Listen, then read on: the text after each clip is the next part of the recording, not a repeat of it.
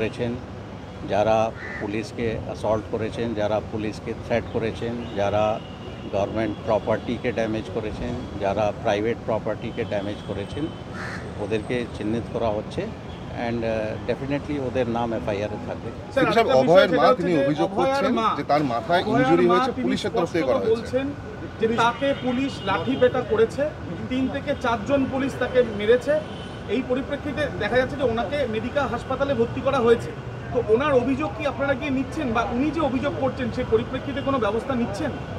সেটা নিশ্চয়ই আমাদের ইনভেস্টিগেশনের পার্ট আছে ওটাও, অ্যান্ড গতকালের বিভিন্ন ফুটেজ আমরা অ্যানালিসিস করে দেখছি, দেখার পরে যা পাওয়া যাবে তার বেসিসে অ্যাকশন হবে। গতকাল আমরা দেখলাম যে ডিসি কোর্ট তিনি বলছেন যে তাকে মারা হয়নি, অথচ দেখা যাচ্ছে যে আহত অবস্থায় মাথা ফুলে গিয়েছে অভয়ার মা, তিনি বলছেন পুলিশই আমাকে মেরেছে।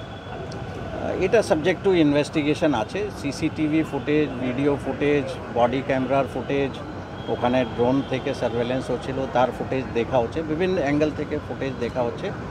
যতক্ষণ ফুটেজ আমরা অ্যানালিসিস না করতে পারি পুরোটা, ততক্ষণ আমাদের পক্ষে বলা সম্ভব নেই। কিন্তু yes, it is a part of investigation and definitely আমরা ওটা তদন্ত করে দেখি।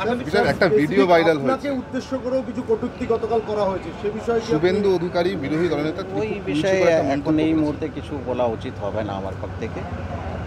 আমি শুধু এটাই বলবো দ্যাট যে আজিকারের ডিসিজড ওনার মা যেটা অ্যালিগেশন করছেন, নিশ্চয়ই ওনার ইঞ্জুরি হয়েছে, সেটা রেগ্রেটেবল আছে। এটা অ্যাকচুয়ালি হওয়া উচিত নেই, কিন্তু কেন হলো, কী কারণে হলো, পুলিশের যেটা অ্যালিগেশন হচ্ছে দ্যাট পুলিশ মেরেছে, সেই অ্যালিগেশন সত্যি কি মিথ্যা, এগুলো সব অ্যাঙ্গেল দেখা হচ্ছে। আপনারা কি